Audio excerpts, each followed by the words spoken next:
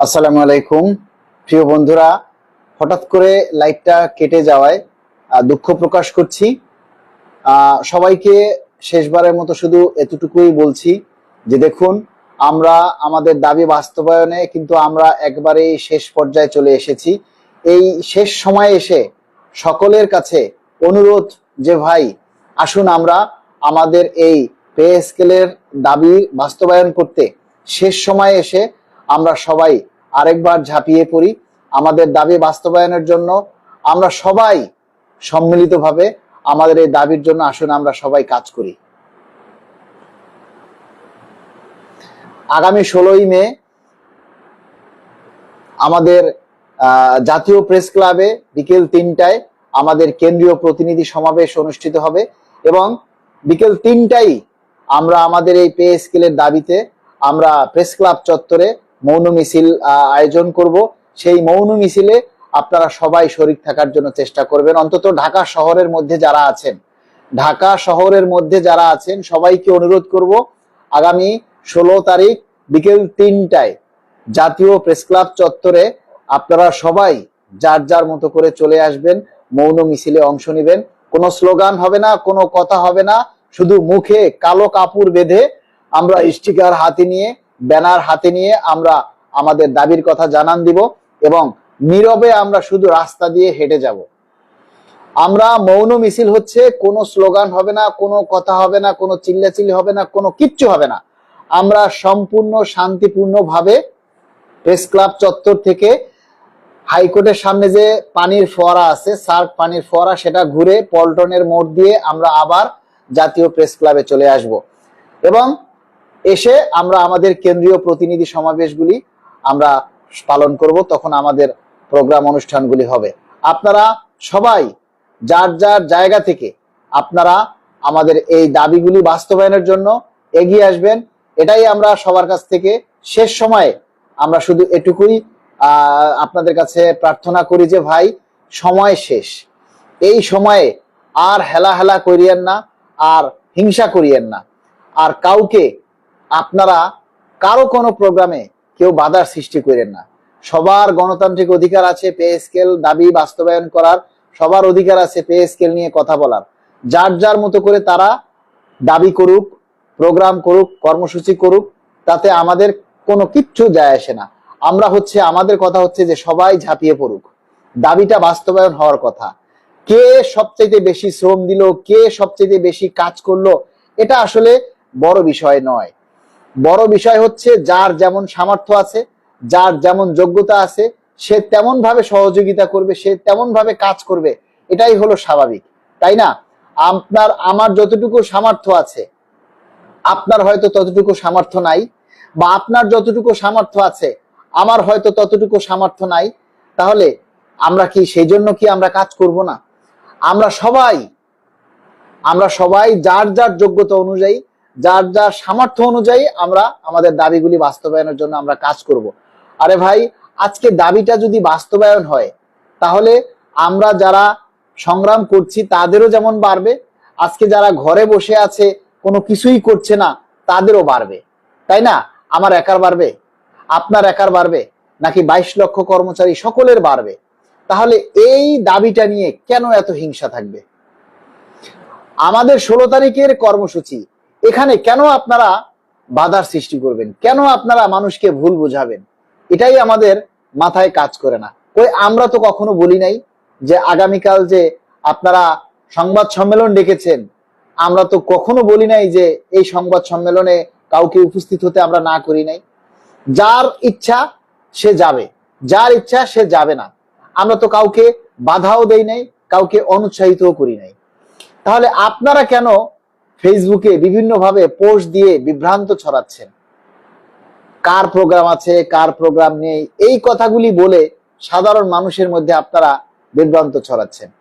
প্রিয় বন্ধুরা, লাইভটা আসলে কেটে যাওয়ায় ডিসকানেক্ট হয়ে গেছে, যার কারণে কি সমস্যা হয়েছে জানি না। সবাই লাইভটা একটু শেয়ার করে দিন। আবার নতুন করে যেহেতু লাইভ হয়েছে, এই জন্য লাইভটা সবাই একটু শেয়ার করে দিবেন। সকলের কাছে অনুরোধ যে ভাই, আমরা এই শেষ সময়ে আমাদের দাবির কথাটা জানাতে আমরা যেন পিছপা না হই। এই শেষ সময়ে এসে আমাদের দাবির কথা বলতে গিয়ে আমরা যেন নিজেদের ক্ষতি নিজেরাই না করি। সবাইকে অনুরোধ করব। আর আমরা মাননীয় প্রধানমন্ত্রীকে অনুরোধ করব যে মাননীয় প্রধানমন্ত্রী, আগামী এই বাজেটে আমরা চাই আমাদের 11 বছরের ক্লান্তনা, আমাদের 11 বছরের বঞ্চনা যেন দূর হয়। আমরা চাই এই 7ই জুন যে বাজেট অধিবেশন শুরু হবে, এই বাজেট অধিবেশনেই যেন আমাদের 11 বছরের চাওয়া, 11 বছরের না পাওয়ার মানে যেন ইচ্ছাটা যেন পূরণ হয়, 11 বছরের ক্লান্তি যেন দূর হয়। আমরা চাই এই 7 জুন যে বাজেট অধিবেশন শুরু হবে, এই বাজেটেই যেন আমাদের 22 লক্ষ কর্মচারীর আশা ভরসার যে চাওয়া পাওয়া সেটা যেন পূরণ হয়। এজন্য আপনাদের সবাইকে আমরা অনুরোধ করব যে আপনারা সবাই এই শেষ সময় আমাদের দাবিগুলো একটু বেশি বেশি করে প্রচার করুন। প্রত্যেকে সেখানে নিজের দাবির কথাটা লিখুন। আরে ভাই, কমেন্ট করতে বললেই আপনারা বলেন ভিউ ব্যবসায়ী, শেয়ার করতে বললেই বলেন ভিউ ব্যবসায়ী। 100% আমরা ভিউ ব্যবসায়ী। কারণ আমাদের এই প্রচারগুলি যদি ভিউ না হয়, তাহলে তো এই প্রচারে আমাদের কোনো লাভ নেই। এই প্রচারণা, আমাদের এই দাবির কথাগুলি যদি ভিউ না হয়, তাহলে এটা তো সরকারের নজরে যাবে না। যাবে? এই যে আগামীকাল আপনারা সংবাদ সম্মেলন ডেকেছেন, এই সংবাদ সম্মেলনটা ভিউ হতে হবে না, এটা প্রচার হতে হবে না? এখন এইটা যারা প্রচার করবে তাদেরকে কি ভিউ ব্যবসায়ী বলবেন? এটা কোনো কথা? আমরা প্রচার করি, আমাদের দাবির কথাগুলি আমরা তুলে ধরি, এই জন্য আপনারা আমাদেরকে উপাধি দিচ্ছেন ভিউ ব্যবসায়ী। এটা কোনো কথা বলেন? এমপিওভুক্ত শিক্ষকদের জন্য কথা বলার কেউ নেই কেন ভাই? এমপিওভুক্ত শিক্ষকদের তো নেতার অভাব নেই। এমপিওভুক্ত শিক্ষকের কি নেতার অভাব আছে বলেন?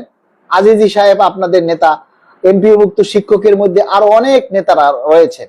তবুও আমরা চাই যারা এমপিওভুক্ত শিক্ষক আছেন তাদের যাতে দ্রুত সময়ের মধ্যে তাদের যেন জাতীয়করণ করা হয়, তাদের যে দাবি দেওয়াগুলি আছে সেগুলি যাতে মেনে নেওয়া হয়। পে স্কেল বাস্তবায়ন চাই, কোনো তাল ভাঙা চলবে না। জনি দাস লিখেছেন প্রিয় ভাইয়ের জন্য চিরন্তন ভালোবাসা। মোহাম্মদ আনোয়ার ভাই লিখেছেন আফসানা আশা লিখেছেন ইনশাআল্লাহ। আচ্ছা, ঠিক বলেছেন। রুমা দাস লিখেছেন চলতি মাসেই গেজেট চাই আজাদ আলী। পে স্কেলের পূর্বের 15% বেসিকের সাথে যুক্ত হওয়ার পর বাস্তবায়ন করা প্রয়োজন। অন্যান্য দেশে প্রতি বছর যা কিছু দেয় সেটা বেসিকের সাথে যুক্ত হয়, আর আমার দেশেও এই নিয়মটা চালু করা প্রয়োজন। অবশ্যই আমরা যে এখন 15% বিশেষ ভাতা পাচ্ছি, আমরা সরকারের কাছে দাবি জানাবো এটা যেন বেতনের সাথে সমন্বয় করা হয়, এটা যেন বাদ দেয়া না হয়। যেহেতু এটা যদি আপনারা বাদ দিয়ে দেন তাহলে আমরা আসলে ক্ষতিগ্রস্ত হয়ে যাব। কারণ এখন মনে করেন একটা মানুষ 5,000 টাকা বা এই 15% বিশেষ ভাতা পায়, এখন পে স্কেল দেওয়ার পর যদি তার 6,000 টাকা বাড়ে, তাহলে সেখান থেকে যদি আবার 5,000 টাকা তার আগের চাইতে কম হয়, তাহলে তার বাড়লো কত? 1,000 টাকা। এই করে তো আর লাভ নেই। এজন্য আমরা চাই আমাদের এই যে কি বলে এই 15% যে বিশেষ ভাতা, এটা যেন বেতনের সাথে সমন্বয় করা হয়, সেই দাবিটা আমরা জানাই।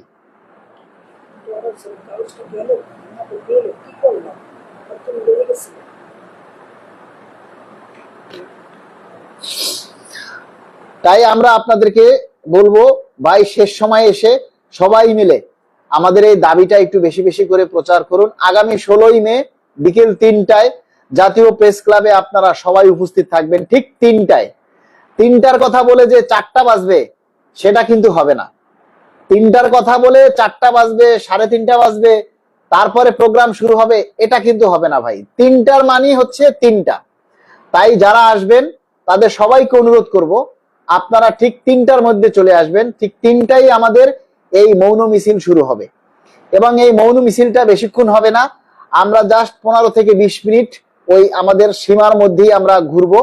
এজন্য সবাই আপনারা আমাদের এই মৌন মিছিলে অংশ নেবেন, এটাই আমরা প্রত্যাশা করি।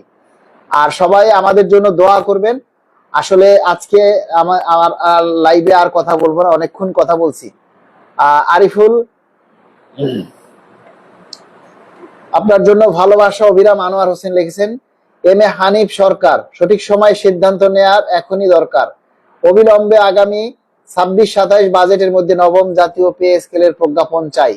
মালিক ভাইয়ের জন্য অনেক দোয়া রইল। ভাই আপনি চেষ্টা চালিয়ে যান। সজীব আহমেদ